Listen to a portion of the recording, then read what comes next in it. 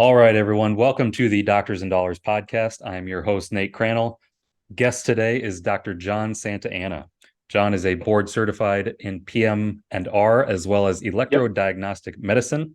He is a physician specializing in interventional sports, joints, and spine treatments. He received his medical degree at the New York College of Osteopathic Medicine and his specialty training in PM and R at the Walter Reed Army Medical Center in Washington, D.C. He is a veteran and was a physician in the U.S. Army, treating our nation's heroes, musculoskeletal conditions, and getting them back into the fight. He now spends his time treating both sports-related injuries and everyday injuries at the Michigan Center for Regenerative Medicine in Rochester, Michigan.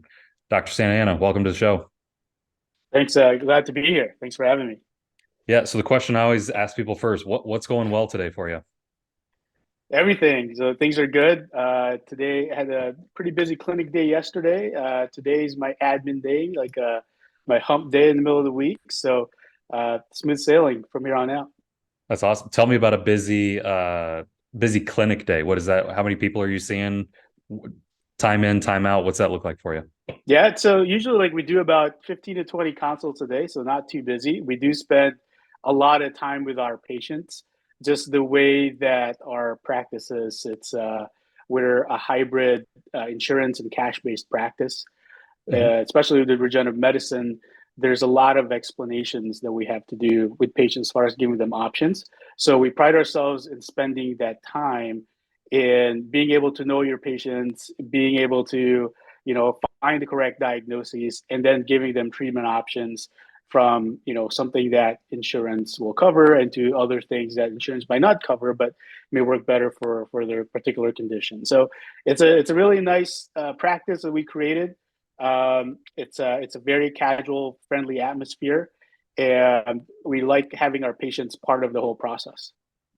Love that. So patient care is at the forefront, but you're not turning and burning, right? It's not No, 15 minutes no, in, we'll give you something and you're out. Yep. right, right. That used to be my life for a really long time. Unfortunately, that's kind of like how the medical system is built. But we consciously made an effort that if we're going to do this our way, we want to do it the right way that we feel is going to be the best for our patients. Yep. And that's awesome. I mean, I've met doctors that are doing, 6,000 visits in a year, which is Yeah. an unbelievable number. So to have would you say 15 or 20, that's pretty good. It allows you to spend some quality time with them, get to know them a little bit personally. But also, like you said, I mean, you nailed it. Sit down and truly explain what their options are and allow them to make a good informed decision. Yeah, absolutely. It's been a blessing. It took a while to kind of get to this point, but patients are receptive to it. Like everyone wants to be listened to, and just being able to hear them out and find out what the root cause of the problem is, and come up with a pretty good, neat solution is it's actually a very rewarding. That's awesome. Well, I read the bio. You've been all around. Within that, though, I want to start. What's the genesis of John? Give me the nuts and the bolts. Where you started, where you grew up, what drove you to become a physician? So I have a pretty interesting kind of probably not your common route to where I am. So I was born and raised in the Philippines. Okay. So grew up there. When I was younger, my dad ended up getting a job here in Michigan. So he's an engineer, and pretty soon later we followed him here to the U.S. Um, and then kind of moved around different states for a little bit, and then finally settled back here in Michigan. Ended up going to undergrad here at Wayne State University. It's a local university here in Detroit. When I first got into college, I wasn't really sure what I wanted to be. I kind of knew that I was kind of good in science. That kind of interests me a little bit. I did like the whole area with finances and maybe being going into business or maybe into law. So I was kind of like just a very liberal artsy type couple of years in undergrad. But I still did a few pre-med courses, right? Because like I kind Hmm. of back in my head, hey, this might be what I want to do.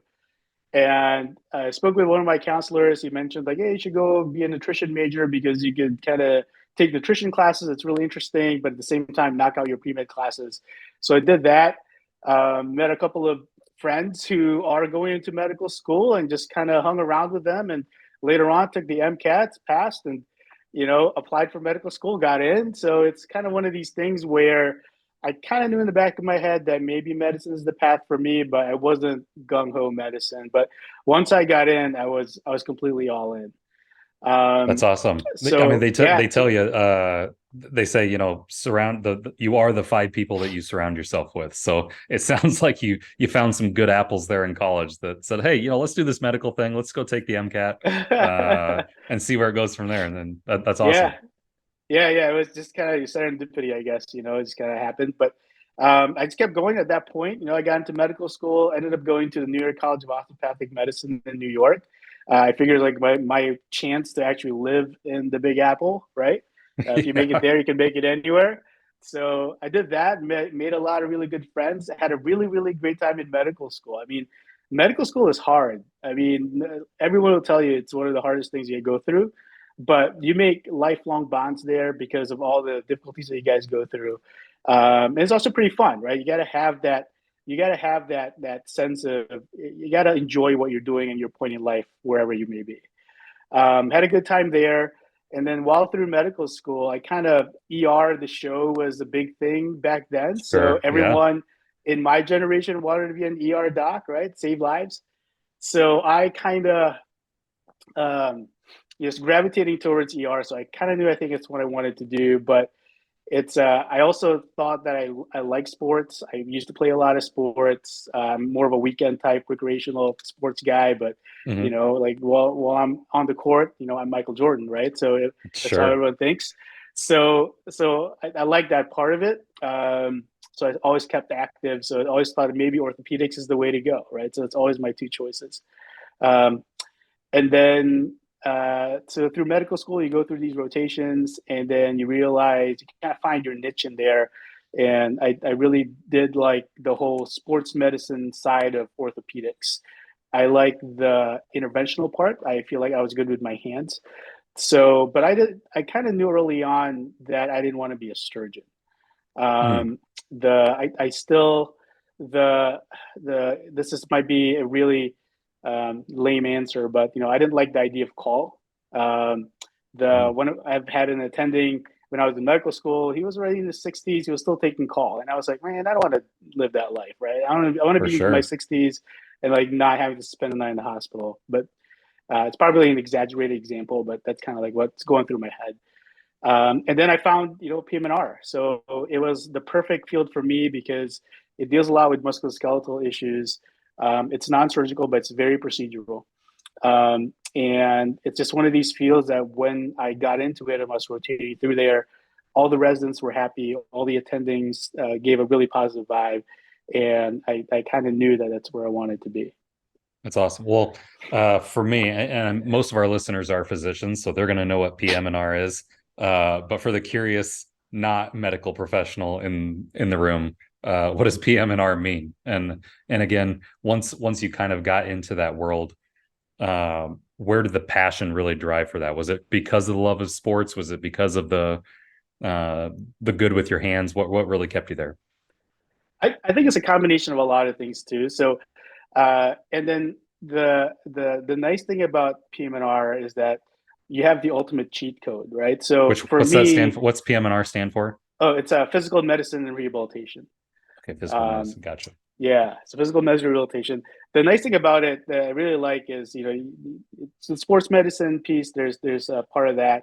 The being good with your hands, are very interventional. It's part of that too, but also it's a lot of it's anatomy, right? And Mm, I love anatomy. It just makes sense to me because it's everyone has the same parts. You got to make all the parts work. And sure. in essence, that's kind of what PM&R is. That's what physical medicine rehab is. If you actually look at the definition of physical medicine rehabilitation, it's we specialize in function. So it's very nebulous, right? So if you think about neurologists, they specialize in brain and nerves. Orthopedics, they specialize in bones and joints. Um, Oncologists specialize in cancer and stuff like that. With PM&R, we specialize in function, which is kind of okay. What does that mean? The way I would always describe it to med students and other people is that we kind of encompass everything that makes you go from point A to point B. So anything to kind of help you there. So let's say you had a stroke. So I'm a physiatrist, somebody who specializes in PM&R. So what a physiatrist would do is help that stroke patient navigate his condition from being a stroke patient with with a weakness on one side to be able to go back and walk better, do the things better, do his activities of daily living, and actually rehabilitate and translate from that. Another way to look at it too is somebody who has a spinal cord injury, right? So he has weakness or sometimes even paralysis because of that. Then we help them navigate that paralysis, that weakness, the disability to be able to function well back into their home environment. In a different sense, pain is also a disability. So somebody who has back pain, who, I can't do this anymore, or, can't run 5 miles anymore, but you're still able to do a lot of things. So we help them transition with this issue, whether it's addressing the pain or figuring things around that pain so that they can go back to doing their normal activities, or at least being very functional with what they have. So there's different degrees of involvement with PM&R, whether from a neurological condition all the way down to a musculoskeletal condition. I specialize in the musculoskeletal part of it. So I help a lot of patients with issues with chronic pain, and also joint issues to help them navigate what they're dealing with and what the injury is or disability, either to address that disability or injury so they can get back to normal, or at least improve it to a point that they're able to go back and do their activities of daily living. That's awesome. That was a great explanation. Yeah, so thank you for sharing that. I think what it really boils down to is functional movement, right? Like Right. you mentioned, Yep. the neurosurgeon is in the brain. Oncologist is about cancer, which again inside the body. You're still working inside the body, right? Musculoskeletal, but you're focused on the movement of the body, almost to the point where it's like you can't see cancer inside someone, but there's doctors that specialize in cancer. You really are. You're the visible. You're fixing the visible attributes. You mentioned the stroke. I've met people who've had strokes before, and so like Yep. there's clearly uh yeah, like their movement is just impaired, right? I think is the Right. best way to say it. And so you're enhancing that impairment, or not, you're decreasing the impairment, you're enhancing Correct. their normal Ability. movement. Right. Yeah, Right. that's awesome. Tell Yeah. me about the So it's army. really, yeah. So another kind of fortuitous thing with the Army too. So I, you know, I I've always had family in the military. Okay. My uncle used to be the Surgeon General of the Philippine Army, so we Okay. have that kind of bloodline. But it never really crossed my mind to join the military. But again, it's one of these things too. When I got accepted into medical school, the next issue that popped in my head is, oh, how am I going to pay for this? Right. Um, so luckily, I go on. So medical students, we talk. Pre-med students talk a lot, and one of them mentioned that, oh, you can get a scholarship from the military and they'll pay for medical school. Like, oh, that's a Mm-hmm. great idea. So I applied for it. And then actually, before I applied to it, funny story. Like I went to the local recruiting station. Right here, I am, a fourth year college student, walked to the recruiter station on my own volition. Right, just walking Yeah. over there. First office I walked into was an Air Force recruiter, right? Because all the recruiters are all in one building and they have like each offices. So Air Force was the Mm-hmm. first one, for whatever reason, close to the door. I walked in. It's like, oh, I want to be a doctor, and I need the Air Force to pay for it. What do I need to do that? So this guy was like, oh man, I don't know how that's going to work. You have to go through the Air Force Academy and you kind of go through all these things. Let me get your number, let me figure it out and I'll let you know. I'm like, okay, that's not the answer I need. So walked the next door. Army's next. I went to the Army recruiter. This guy was more gung ho, like, oh yeah, we can get you in. What's your major right now? I'm like, oh, I'm a nutrition major. Oh yeah, we can get you into the mess hall. You could be a cook, and you can kind of move up from there. And then after that, you get the GI Bill, and then you can apply to medical school and all that stuff. Like, no. I'm already in college. I'm accepted in medical school. There's a scholarship that I hear that the military offers. How do I go about doing that? no, we'll get you enlisted. You get you signed up, you get enlisted, and then you're going to transition from being enlisted to becoming a doctor. I'm like, okay, that sounds really not the way I want to go because I'm already ready to jump into medical school. So I'm like, okay, thanks for the information. Here's my card. So I kind of felt like, oh man, that's a bummer. It's a dead end. Mhm. So later on, I was kind of talking to a buddy of mine. He's going to the University of Michigan for medical school, and he mentioned that he's got the something called the HPSP scholarship. It's the Health Professional Scholarship Program in the military. And he was telling me all about it. They were going to pay for his school and give him a stipend and all that stuff. And then they commissioned him as an officer. It was like, man, I went into the recruiter office and then they told me all this stuff and it doesn't sound like what you got. So he goes, oh, let me talk to my recruiter and get you linked up. So a day or so later, I got a call from this recruiter. He knows exactly what I was talking about. Like, Mhm. really knows. Like, I don't have to give him anything. He told me what to do. He said, fill out this form, apply for it. You're already in medical school, so this will be easy. All it has to do is like, we have to fit you in the budget. The only issue is because I kind of started off late because the cycle already started. Sure. He did say that my first year of medical school is probably not going to be covered, but they'll catch the rest of it too. I'm like, okay, that's fine as long as you cover majority of it. So that's good. So I packed up my stuff, moved to New York, and then later on, he reached out to me again. Hey, your packet was accepted, so you're now an officer. We need to swear you in and commission you.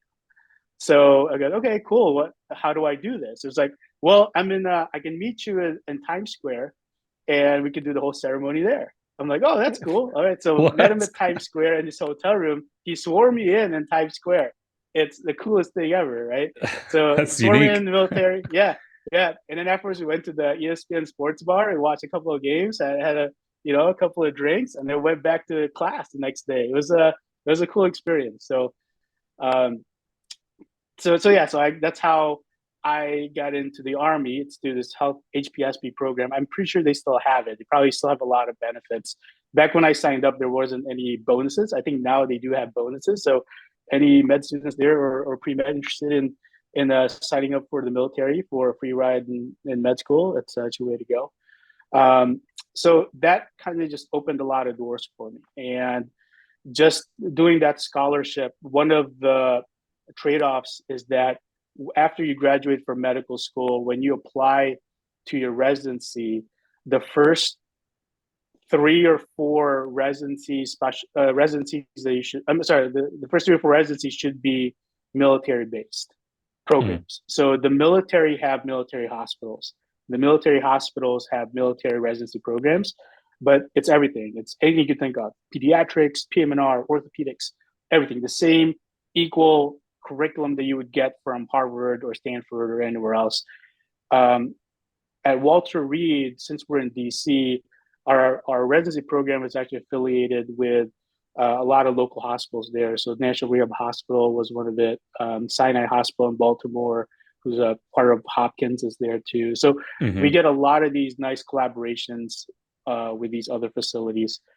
So I ranked I knew I wanted to do PM&R, ranked PM&R. I got in the Walter Reed program, which was fantastic because that's the only PM&R program in the entire military.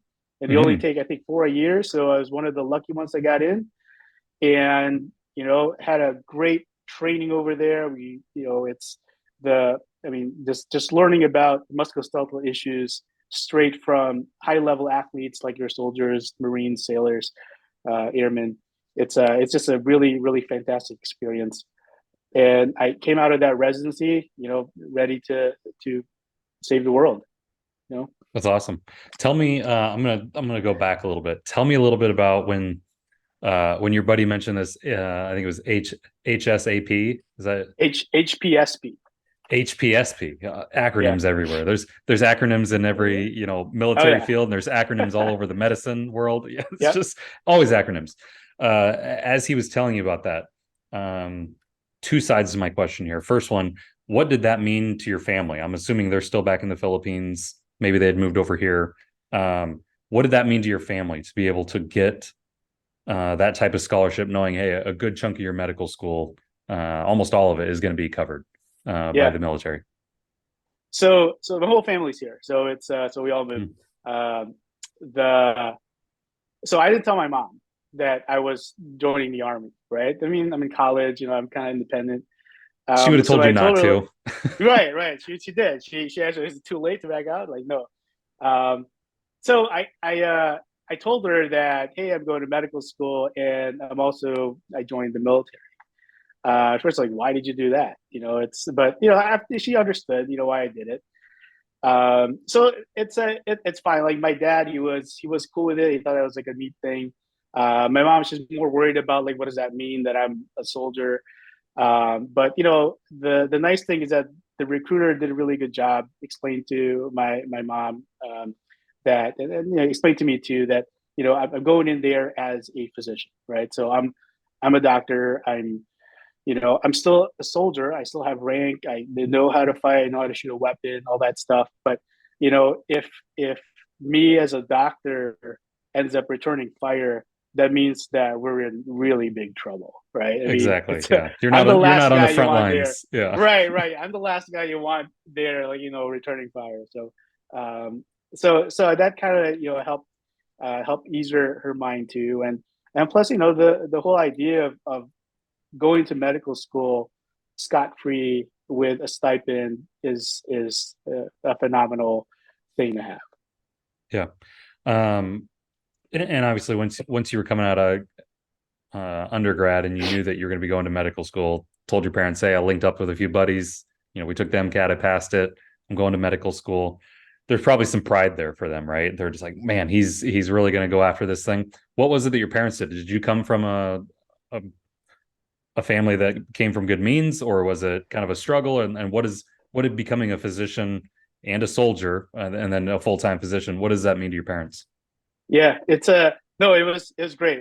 Until this day, they're very proud of kind of what I've become and what I've been. Like when I was younger, it's kind of shaky ground. Like, don't know how I'm going to end up, but eventually it turned out okay. So I think I want to say like going through high school, I was like a B plus, A minus student, on average. I kind of wasn't really exerting myself, kind of a thing. But then I guess kind of found my groove later on. But as far as so, luckily my family we're not rich, but we're okay. Mm-hmm. We're upper middle class family. My dad's an engineer. My mom is an executive for a big pharmaceutical company. So it's so we're comfortable. And then so getting into my parents knew that from being a Filipino and from that culture, you have to go to college. And when you go to college, you have to get a degree in science, technology, engineering, or math. Right? Mm-hmm. That's the path. Like you can't. I can't be a painter. I can't be in art in theater or something like that. That's illegal. Yeah. So this is kind of like expected for me to go into a professional profession. But I guess being a doctor was also kind of beyond what they expected in a way. Mm. I know like my parents expect a lot from me, but at the same time, like knowing how it was like growing up, and this is probably like, oh wow, okay, kind of caught them by surprise. But I guess in the back of the head, it's like, well, I guess I shouldn't be surprised because he did. I have some qualities and stuff like that. So they're definitely very proud. Um, the Army connection was definitely another added bonus to that. There is a family lineage of military in my father's side, Sure. so he was super happy about that. And then my mom, she totally understood it, and she was very supportive. Both of them are very supportive all the way through.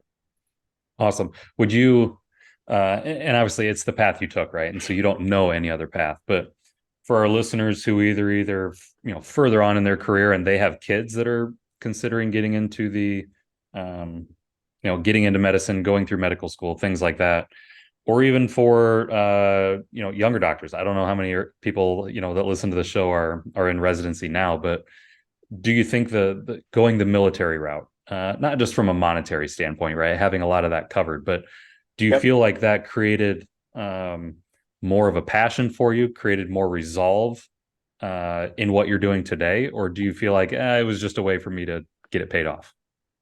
So no, so this it's Yeah, it's one of these things where I think the reason I am where I am now has a lot to do with the military background. Hmm. So I think one of the best things that the military can do to anyone is that, number one, it teaches you how to be responsible and to be mature. And I guess to break it really down further, I thought about this. What did the military do to me? It helped me gain perspective, right? Okay. Because, and I think it's important now, whether what stage you are in your life, to have the right perspective. Because when I came from a different background, the guy beside me came from a different background, but we're all serving in the same team with the same mission, same goal. And the way that he goes about doing things and processing things are different than the way I look at things and process things, but we're all directed towards one direction. And I think just learning how your interaction and how you learn about people from different walks of life and different backgrounds kind of gives you that perspective. So I think it helps me in medicine when I look at patients.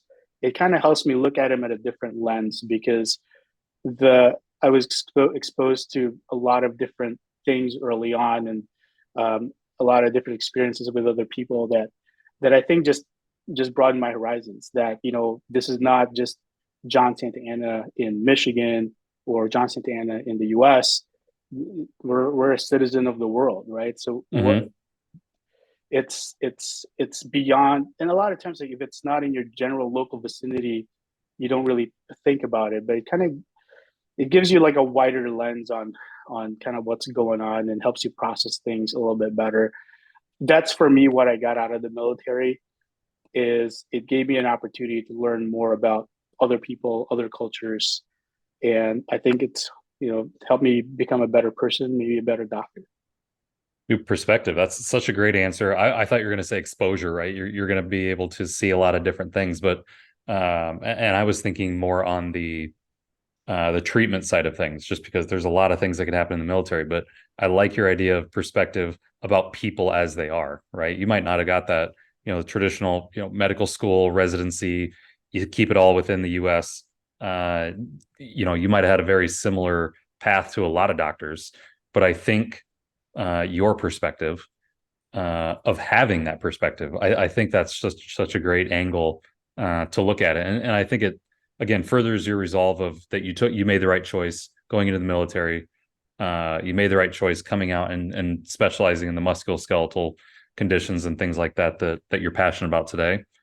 It sounds like you made the right path for you. Knowing, I mean, it is the only path you had, right? But knowing the path that you have compared to others, some of those buddies that also jumped into medical school with you, I bet if I ask them the same question, they are going to answer it differently than you did. Oh yeah, yeah, And so I think that's what a unique dynamic that you can create for yourself um, by having the military background that you do have. yeah. It's like I said, and a lot of other thing too is that it opened a lot of doors for me too. It's I think just having that feather on your cap that that I served, went overseas. I'm a veteran, and I'm also a doctor. So it gives you a lot of avenues where I kind of fit in a lot of different pegs. Yeah, Um, because I can share. There's experiences that I've shared with a lot of people, and it kind of helps make these connections. for sure. Let's talk about the financial side of that. And so you leverage the army as a way to cover a lot of your the medical school costs, right? A lot of people don't have that, right? A lot of doctors are coming out with $250,000 of student loan debt. So we talked about your family and what it meant for you to go in and have that army, have the army cover a lot of that. Let's talk about your family today. Wife, kids, One wife, two kids. I one have a wife, two son kids. who's Yeah, 10. hopefully one wife, Yeah, John. I know, right? Yeah. One wife, two kids. Tell me about not having the burden of student loans. As you were courting your wife, you guys got married before you started a family. What did it mean to you financially within your budget, within the planning that you've been able to do over let's say the last 20, 25 years, not having the student loan debt on the balance sheet? it's a big deal, right? Because from just not having that in the back of your head, we knew that we can just jumpstart our lives right away. Dollars podcast. I'm the CFO of Grand Vision Capital Group. At Grand Vision, we work with high income earners who make a great living, but still can't quite break through that true wealth ceiling. We utilize strategically chosen investments tailored for high income earners. The question always at the forefront of our minds is why wait for retirement to finally live when you can implement an investment strategy that will impact your life today? To be honest, most of the people we work with never even knew these options existed because their financial planner doesn't have access to these exclusive investments. So, if you're ready to finally turn your high income into real wealth, visit our website, www.grandvision.co, and hit the Take Action button in the top right corner to schedule some time with me. Or even better, connect, follow me on any of my social media accounts, shoot me a message. Now, back to the show. Right. So one of the nice things about being in the military, so one of the products of the HPSP scholarship is you have to serve 1 year for every year that the military pays for. So as my after I finished residency, I was physician at Madigan Army Medical Center in Tacoma, Washington.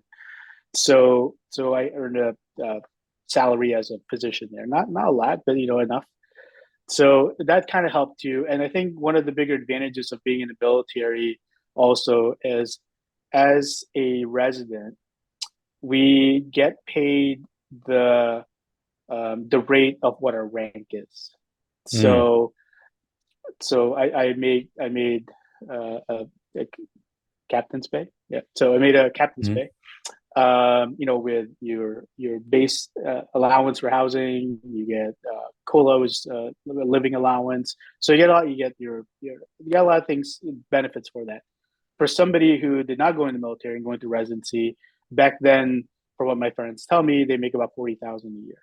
So I mean, it's enough to live on, but definitely not enough to raise a family on back then. But as a resident, if I wanted to, I was ahead in a way, um, because I was making more money as a resident than a regular resident is. The Mm. trade-off is after residency, I still make my pay as whatever rank I am, whereas the residents who become attendings get a significant jump in their income because they're Mm. now physicians. So it kind of like evens out at the end of it. But but to your point of not having that debt, that another piece of negative portion in your balance sheet, that's definitely a really nice relief, getting out of that and moving on. For sure. What advice are you going to give? And maybe you've already done it. What advice are you going to give to your two kids, as they get into high school, they go to college, they start their own lives, both personally and financially? What advice are you going to give to them? Um, Definitely, like I want them to find their way, right? For me, I definitely was lucky enough that I was able to find my way, and I kind of just maybe chalked it up to my upbringing, little instructions and whispers that my parents would give me that kind of led me the right path. I mean, because it wasn't all just luck, right? I mean, what do they say? Luck is it's a product of opportunity and being ready, right? So Mhm. I think that's it. So um, all I could do is like support my kids, whatever they gravitate towards, give them my full support. Hopefully, I'm setting enough of a good example for them that, hey, this is the path that I took. This is where I am right now. We're able to enjoy these things because of that. You can take that route if you want to, or you can take a different route if you don't want to. But it seems like my kids, they kind of have the love for education, which is really really nice. Mhm. We're kind of lucky that both of them really like going to school. They do well in school.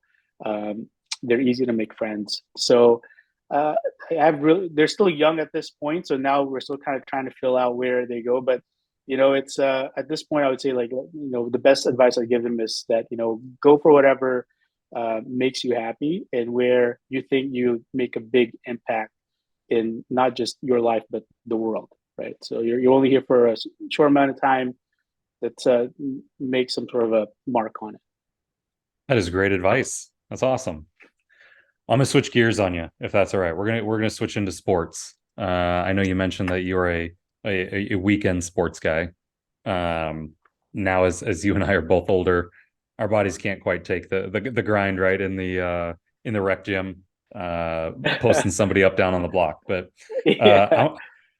just based on your specialty, right, musculoskeletal conditions and things like that, there's a couple athletes I want to talk about just to get your insight on what it is that they went through, what that type of treatment looks like, what recovery looks like. And then I want to finish up talking about regenerative medicine and how that plays a part in treatments for spinal injuries today. But let's first talk about my favorite athlete, Tiger Woods. He has had 4 spinal fusion surgeries in his career. 4. I thought people just had 1 and you're good. He's had 4. Should be. So yeah, tell us how a spinal fusion surgery is done, and then how is it that he needed 4? Is there a deterioration afterwards that you're just kind of continuing to clean up the previous mess, or is it truly they're fusing spine, working their way down, to his pelvis? So tell me a little bit about that.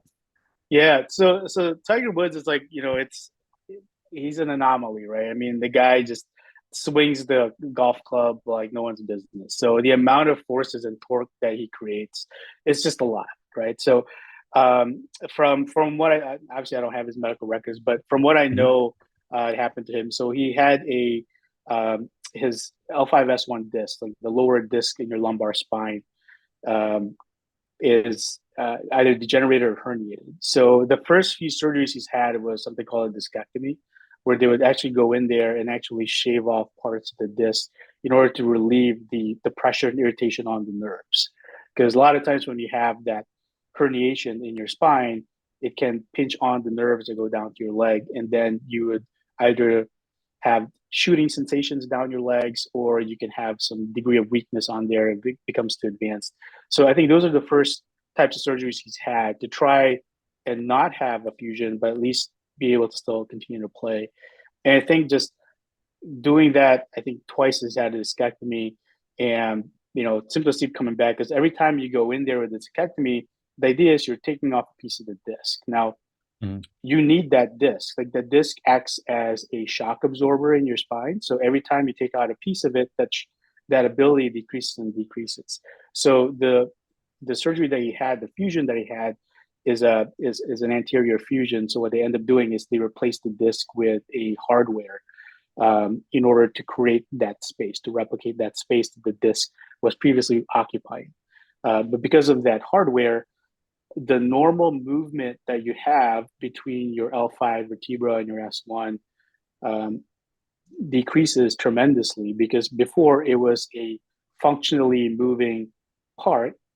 Now it's a solid fused piece, Mhm. which works great in relieving the problem at that area.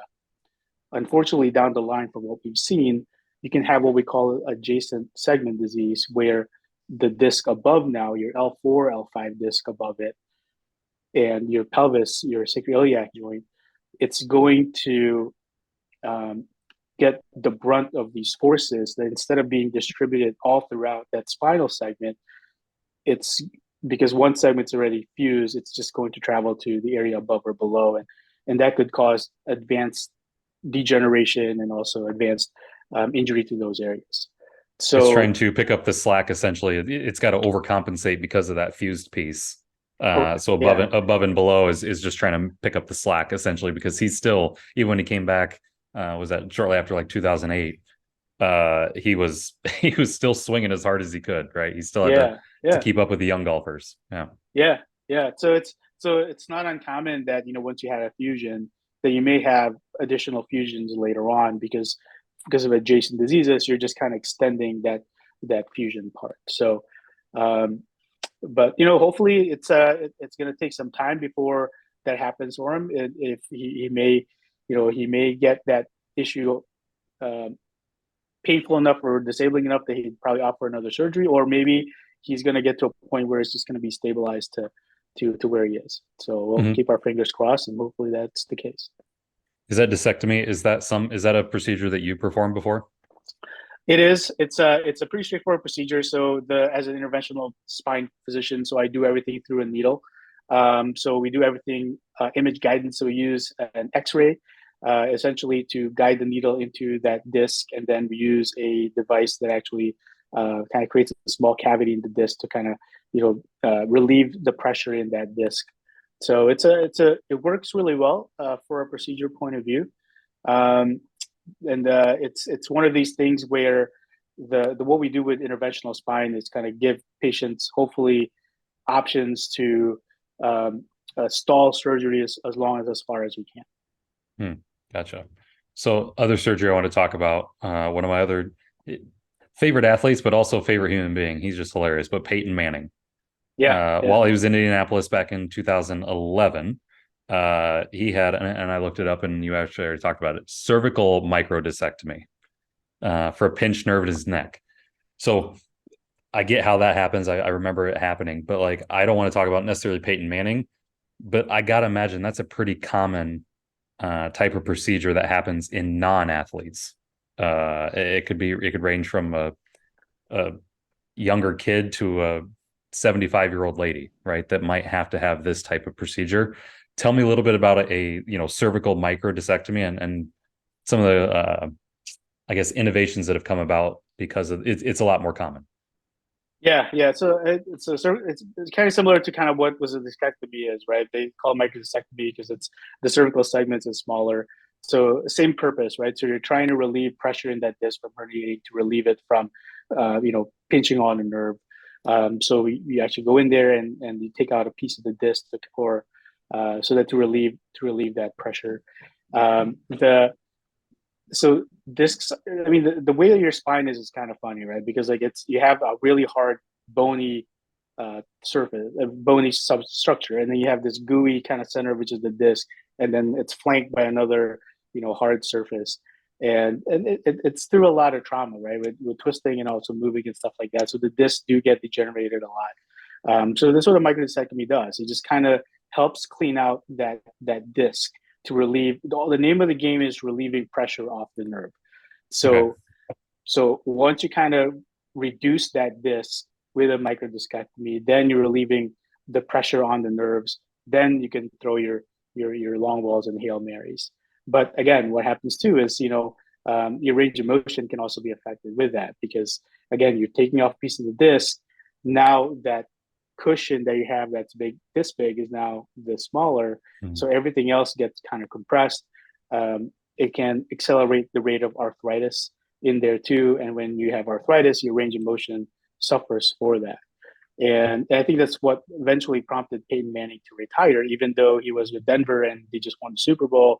Because he wasn't the same, right? He doesn't have the same pivot that he has, looking around. And I was kind of just watching the Netflix special on quarterbacks, and Patrick Mahomes' trainer was talking about like how his range of motion in his head is so good that he can look this way and throw this way equally as well, because he's like an owl. Like he's able to kind of rotate his head and rotate his body in different ways better than most. And I think, yeah, when Peyton lost that ability to do that, not being able to see so well on his blind side, not being able to scan the whole field as quickly as he could, I think that probably signaled for him that it's maybe time to move on. For sure. Well, knock on wood, that doesn't happen to Patrick Mahomes. I'm a big Kansas City Chiefs fan. We just redid his contract. We're giving a whole bunch of guaranteed money over the next 5 years. Yeah. Let's hope he continues to be an owl on the football field. Yeah. Yeah. How often are you seeing, and obviously you're coming at it from the regenerative space, the interventional space. How often are you seeing patients come in and they'll be like, man, I got it, my neck is hurting. And this is more of a cervical thing. My lower back's hurting. It's more of a lumbar thing. How often are you seeing discs being, deteriorating, as you said? Often. So Mm-hmm. that's probably the main reason that people come and see me. So regenerative medicine is still a pretty young field. It's been around a while. There's a lot of advances in the field now, but it's a pretty young field.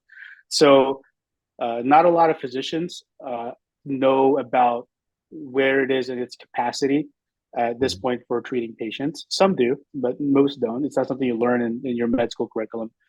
And even that to patients as well. Like patients, I think, seek out this treatment So usually what happens is the patient is diagnosed with a degenerated disc in the cervical spine or the lumbar spine. They go through the normal algorithm. They see their primary care. Primary care tells them, oh, you should do physical therapy. So they do physical therapy. They do like 6 weeks of it, and it's still there.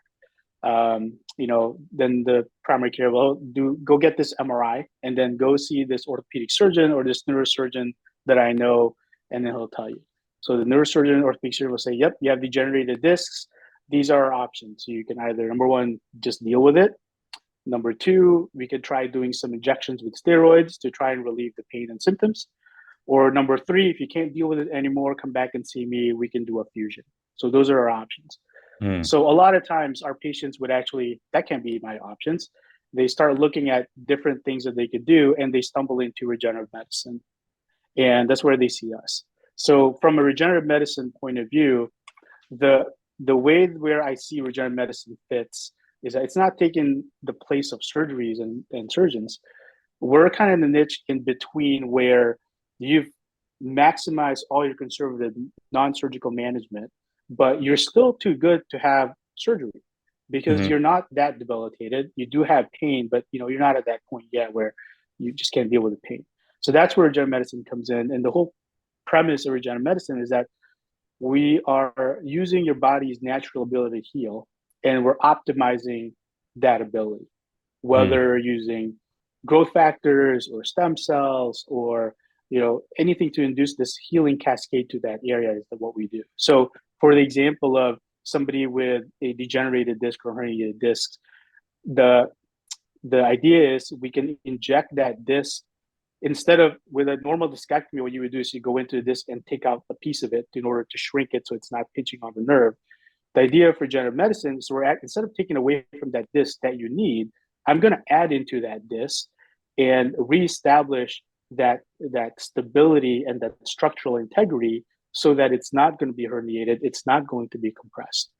So it's more for longevity too. So that's kind of like the types of treatments that we would do for somebody. So let's say Peyton Manning comes into my office before he had his microcystectomy. That's what I probably would have offered him. Like, hey, Peyton, I can do this injection. We'll use your bone marrow stem cells, or you can use your platelet-rich plasma, which have shown to regenerate tissue and heal tissue. And what we're going to do is we're going to inject it into the disc, and then cause it to repair. And then hopefully there's going to be enough of that repair that your symptoms will go away and you'll be able to go back to your normal activities. Gotcha. The nice thing about regenerative medicine, yeah, go ahead. Yeah, I was just going to say why, because now I'm confused. Why wouldn't a primary care say, hey, you've tried physical therapy, that failed, right? Is that the right term? You can either pass or fail out of physical therapy. Yeah. So you failed physical therapy. We can try the steroids, which essentially just mask the pain. It doesn't actually fix anything. It doesn't fix the disc. It just covers the pain from it. So go see this orthopedic surgeon. What's kind of the viewpoint or the thought process that orthopedic surgeons have? Why don't they say, hey, have you tried regenerative medicine first? Let surgery be kind of the last ditch effort. If the regenerative doesn't work, you go through the therapies, go see Dr. Santa Ana. If that fails, then we'll do surgery. Why isn't that the normal path to success? No, that's a really good point. And I think it's because of just lack of information is one. Unfortunately, there are a lot of bad actors in the field of regenerative medicine where you're essentially selling snake oil. And I kind of tainted the word regenerative medicine and stem cells for a really, really long time. And I think a lot of physicians are still wary about that it's not real medicine or being effective. And that's one of the things that we're trying to change, that culture with regenerative medicine. So one is just, lack of information or education. And again, like I said, it's not something that's taught in medical school or residency because it's a fairly new field. So unless you're really in this space, and sports medicine is kind of leading the way in this, PM&R is leading the way into this. So unless you're in those fields where we talk about it in our societies and our meetings, then you're not going to be aware of it. You're a regular family practice guy, unless he really is in tune with some of this stuff. Probably don't know a lot of it. They know of it, but probably not a lot of information to make that recommendation or to their patients. Not yet at this point, and hopefully that's going to grow. And I think the other big issue too is that it's not covered by insurance. Hmm. So if I'm an orthopedic surgeon, I get paid by what I bill through the insurance. There is no, I didn't say there's no incentive, but I'm going to focus my energy on things that my patients can bill their insurance with, right? Hmm. Which is injections, surgeries, medications, therapy. Regenerative medicine is not in that realm because the insurance is not going to cover it. So There's if not I a was an billing orthopedic code for surgeon, it. there's not. So if I'm an Yeah. orthopedic surgeon, why would I spend other than because I'm a great doctor and I want to do the best for my patients?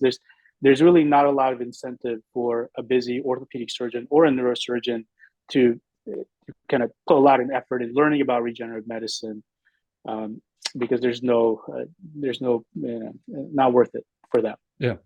That seems wild to me. I mean, you guys, every doctor, regardless of the field that they end up going into, learns about stem cells as part of the natural part of your body, correct? Yeah, yeah, Yeah. And so to say you're going to be enhancing or accelerating, or your word was optimizing. I really like that word. Optimizing your body's natural way of healing itself. To me, that makes sense. I mean, obviously, I've never gone to medical school and I don't know, haven't spent a day there, right? So I don't know what all is taught, but I do know that stem cells naturally occur in your body. You can do the steroids to mask the pain, but like regenerative medicine to me just makes sense that would be, I still am on board with surgery, right? I still think that there are just a lot of things that surgery is needed. We got to go in there and fix it, right? yeah, But to me, it makes a lot of sense that regenerative medicine would be like the step before surgery. And so, yeah, the explanation you gave, I now have a better understanding of why that might not be the case, and why a surgeon might not say, hey, we're kind of if there's A, B, C, D, E, we're kind of step E. Like have you done D, which is regenerative medicine. I understand that there's there's the politics to it, right? Health insurance yeah, companies are. I've talked to a lot of doctors. I've had doctors on the show that just say, hey, health insurance, they all think that they can practice medicine now. And yeah. it, there's going to be people from health insurance companies that probably watch the show, and I don't want them to think that I'm, poo-pooing on health insurance companies. But the reality is, you've spent your life doing this, right? And you've spent your life learning, meeting hundreds, thousands of patients to be able to provide, the right care for them. And I'm on a soapbox now. I'm just realizing, so I'll get off of it. But my point being, I want regenerative medicine to be in the forefront, and I'm glad that the sports medicine, that PM&R is starting to kind of gain some traction, right, and get moving. Which is certainly why I wanted to have you here today, was just to be able to talk about the advancements and some of the great trends that are happening, because I think it needs to be more relevant in today's world. That it just becomes a common therapy, or a common thing that people think about when something happens to them. Yeah, yeah. And like with everything new too, right? We have to prove that it works. So it all Mhm. comes down to that. And the only way that we as a specialty, as a field, will change minds and hearts is by proof. And there's proof out there. And so one of the things that I always tell, doctors who are wanting to go into this field or are into this field, you have to track your data. For Mhm. every procedure that you do, you have to put down what did you put in there, how much did you put in there, how exactly did you get the orthobiologic in there, and then what are your outcomes in a year, 3 years, because until we standardize that process, then it's always going to be just anecdotal at this point. So one of the big push that we want to do as a field is to be able to track your progress and know exactly what you're injecting. And that was one of the biggest pitfalls with regenerative medicine early on, is that, you know, anyone can just say like, oh, I'm injecting you with stem cells and PRP, but are you really? Right? I know Mhm. you drew the blood from me and then you put it in a centrifuge and you inject it back. It's probably PRP, but how do you know, right? Without knowing what's in that syringe and quantifying that dose, you don't know. So now we know now that the reason why PRP studies before and stem cell studies before were not that effective, or it's all over the board. Some work, some don't, is because dose matters. Like in any drug or any medication, the dose matters. So now we are pushing towards that. Whatever you do, whether it's if you're going to see a regenerative medicine doctor, just make sure that they have the right dosing for it. So just looking at literature, you want to have at least, for doing PRP, you want to have at least 4 billion platelets per milliliter when you inject it back, or better, right? So in our Mm-hmm. lab, we consistently get, double if not triple that amount for our platelets. So that kind of gives us a better guarantee it's going to work. So the best analogy is to say you have a headache, and you can take a Tylenol, but you can take, 100 milligram Tylenol, which probably is not going to work for your headache, versus Mm-hmm. taking a really good 500 milligram, 600 milligram dose of Tylenol, which is probably going to work much, much better.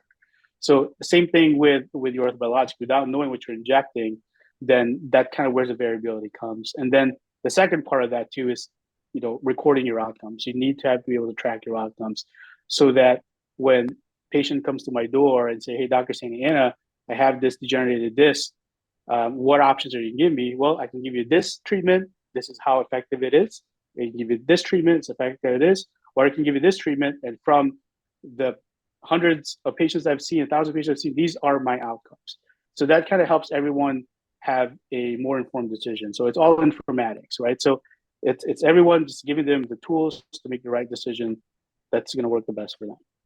Sure. And so as you're gathering this data, and all the other doctors in the field of regenerative medicine are gathering this data, that's going to allow it to become more relevant and more pronounced within the medical community to say, hey, we have all this data now. This is so new, but we've gathered all this data, and here's, dosing matters, timing matters. Somebody who has a certain number of doses, after a while, they stop coming to us, right? The pain has gone away, the treatment has worked.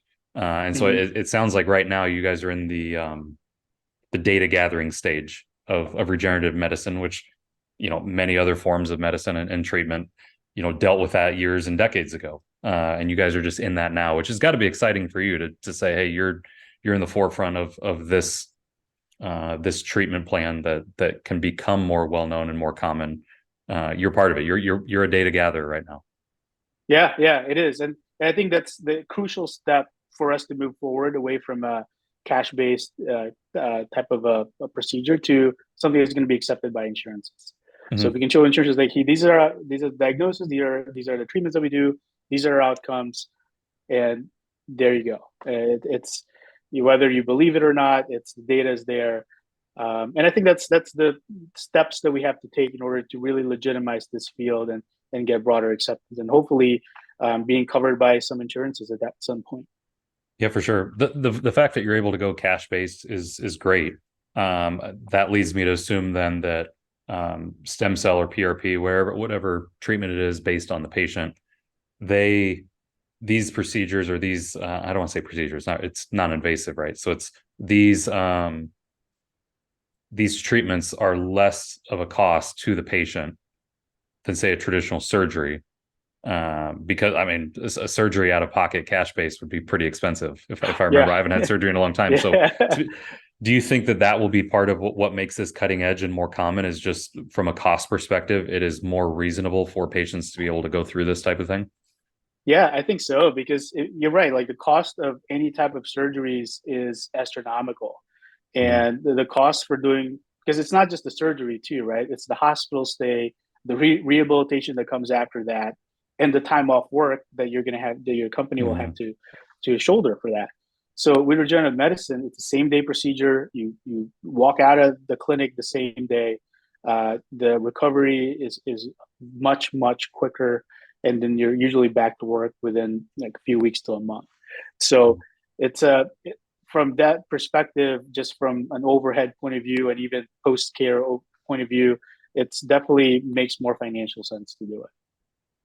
Do you think a little bit of your passion? I'm going to go a little bit deeper now, but do you think a little bit of your passion behind regenerative medicine may be because, not just patient care and being able to solve their pain ailment or whatever it is that's causing them discomfort, But do you think part of your passion behind regenerative medicine is because it is more cost effective and it really it doesn't take someone half their savings account to pay for this. It doesn't take someone out of work for 6 weeks. Maybe it's only a week or two. It creates a better quality of life for your patients that truly is part of their care. Do you think that's what really drives some of this? Yeah, I believe so. It is, kind of being in rehab medicine, and kind of dealing with function and also with pain management. You kind of see with pain management, you kind of see this revolving door of patients. They come in, we give Mm-hmm. them an injection with a steroid, they get better, and then after a few months they come back and do the same thing. Mm-hmm. And with regenerative medicine, you're kind of giving them an escape from this hamster wheel of coming back. And like my patients, they're regular guys like you and me, right? I mean, Mm-hmm. they go to work, they take care of their kids, they need to go to work in order to make money to take care of their kids. So the the faster I can get them from not being able to work or do things within their ability or outside their ability, the better it's going to be. Mm-hmm. Yeah, so you made a good point there. So a lot of the people that you're seeing, I would say probably a majority or all of the people that you're seeing are regular guys like you and me. Yeah. Um, the day to day is spent in that world. So just the nature of that business, as far as who's experiencing these injuries, and that's what you specialize in. Tell me about the passion behind that. Like it'd be cool to work with a Peyton Manning or a Tiger Woods, right? Yeah. Right. Um, but how often are you seeing? The answer is probably all the time.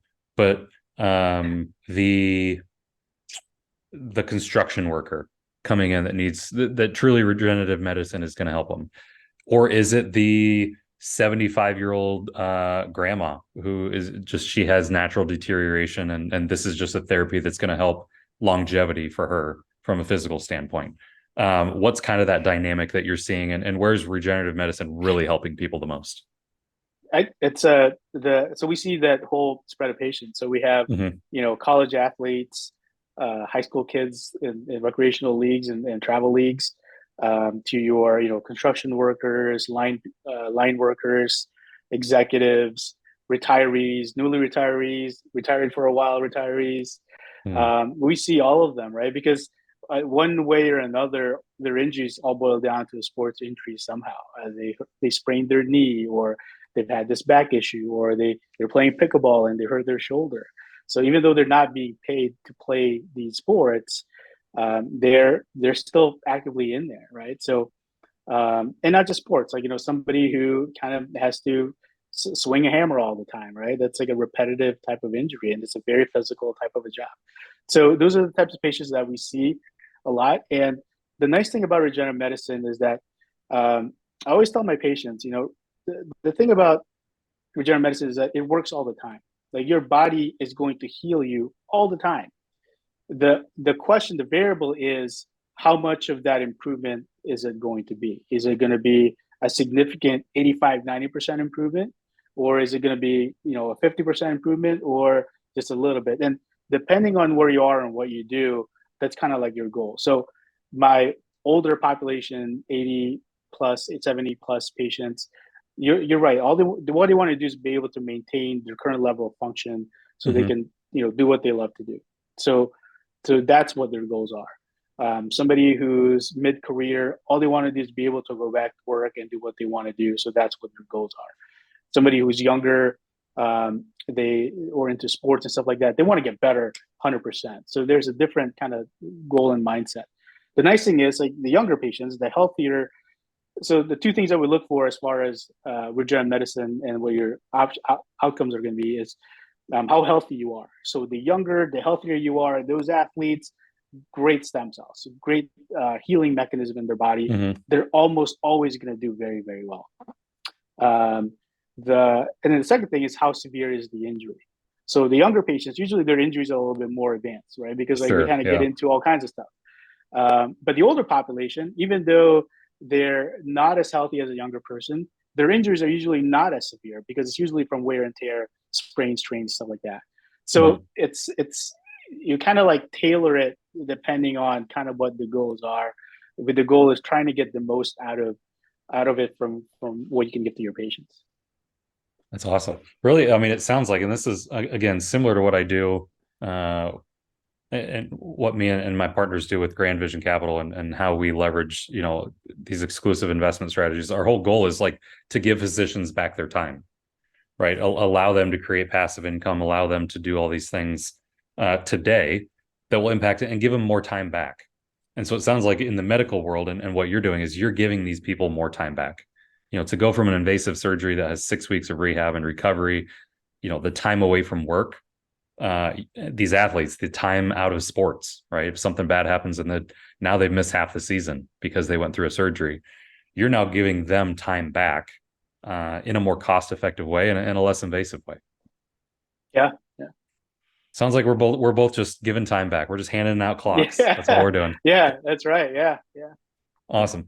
Last question for you. What do you think is the next big thing? What do you think is going to be the cutting edge innovation within regenerative medicine? I've also heard it called orthobiologics, which I think is a cool word. What do you think is that next big innovation in your field? So this is all not based on anything, but I think the next evolution would be probably being able to replicate a tissue that's broken. So Mm, let's say you have like that disc example that we have. So let's say mhm, that disc is degenerated so much that the I think the next evolution to that is being able to actually get that disc, grow it in a lab, and then put it right back where that's injured and replaced, where you would mm, replace it. So I think that's probably where the future of where orthobiologics and maybe surgery is going to go, where we're going to start creating these replaceable parts from you, not like it's not a synthetic, but from you and I. So it's going to have the same protein, same information that it's replacing. That would be really neat, yeah, kind of like replacing a tire that's just become worn down over time, and it's like, hey, we can take that one tire off and put a new one on. You're right? essentially saying Same it's the brand, same type same of thing. model. Yeah, Hmm. yeah, exactly. Yeah. So to be able to do that in a lab with their own tissue, proteins are the same, everything lines up, the body doesn't reject it, right? Yep, I yep, know that was a big thing. Um, I had a friend that had a really kind of a major surgery when you're younger. Is like the body can reject things that get put into your body through surgery, right? And so I think yeah, yeah, orthobiologics, I'm going to start saying that word now instead of regenerative, just because regenerative is sometimes hard to say when you're trying to say it fast. So yeah, yeah, orthobiologics, I think that's really cool that you're able to lab grown your own stuff, throw it back in there, and you're just enhancing and again creating more longevity with the spine and with other parts of your body that you're able to do that. yeah. Because the mechanics are going to be exactly the same. Not like with a fusion or a hardware, it kind of throws off the Mm-hmm. mechanics of it. But your mechanics are kind of exactly the way that you learned how to use it your entire life. For sure. Going back to that overcompensation, your body doesn't have to overcompensate when something's in there. And you said it earlier, like it's that squishy stuff in between your Yeah, vertebrae. So it's like, if it's still squishy, we're not locking that in place where it's, more immobile. yeah. It's just going to create a better lifestyle. So that's awesome. Well, John, I appreciate you being on the show today. This has been a great conversation. Anything else but you want to throw out there before I let you go? No, I just want to thank you for having me over. I mean, I think this is a great platform that you've created, and then it's sharing a lot of information for others, and hopefully people can get something out of it. I agree. Well, appreciate you having you on. Hopefully we'll have you back later down the road when those big innovations do start coming and you're at the forefront. You're the leader in that field. So look forward to having you back at some point in the future. All right, awesome. Yep. Thanks, John. Bye. Hey everyone. As we wrap up today's episode, I want to talk about the second opinion. As most of our listeners are physicians, you guys know the importance of having another medical professional's insight for a patient's treatment plan. But have you ever considered having a second opinion on your financial plan? Or have you simply trusted your financial advisor that they've already leveraged every strategy that your family needs to be 100% on track to meet your financial goals? That's why, for my Doctors and Dollars listeners, each Wednesday I block off 3 time slots, an hour each, to provide a free second opinion of their financial plan. During this hour, we'll reevaluate your financial goals and your risk tolerance. will ensure tax mitigation strategies are in place, and ultimately give you confidence with your financial outlook, because that is what drives a happy home, a happy marriage, and peace of mind.